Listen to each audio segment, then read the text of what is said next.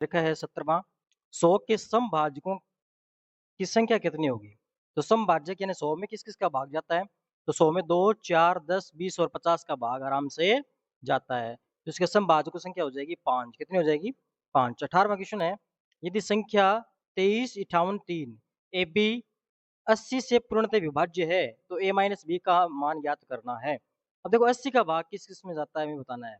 यदि किसी संख्या में 8 का भाग जाता है ना, तो उस संख्या में 80 का भी भाग जाएगा। तो 8 के लिए भाजकता का नियम है, कि इकाई, दहाई और सैकड़ा के अंकों का क्या करते हैं अपन उनके अंकों में यदि भाग जाता है किसका 8 का, तो उस संख्या में 8 का भाग पूरा-पूरा जाएगा।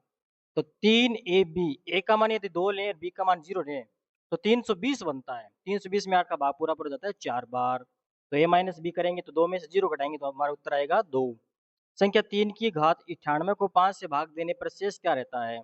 तो 3 की घात 98 को हम लिख सकते हैं 3 की घात 2 की होल पावर 49 तो ये आता है 9 की घात 49 यानी एक विषम संख्या आती है 9 की घात।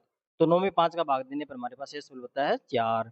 संख्या 100 के सभी गुणनखंडों का योगफल ज्ञात करना है। तो ये गुणनखंडों के योगफल वाला सूत्र है कि उसके पहले इसके फैक्टर कर लो। तो फैक्टर 2 और 5 के रूप में आते हैं। तो इसकी घात 1 ज़्यादा करके -1 करना है, बेस -1 करना है। 2 की घात 3 -1 बट्टे में बेस 2 है 2 -1 इंटू 5 की घात 3 -1 बट्टे में बेस 5 है 5 -1 इसको सॉल्व करेंगे तो हमारे पास उत्तर आएगा 217।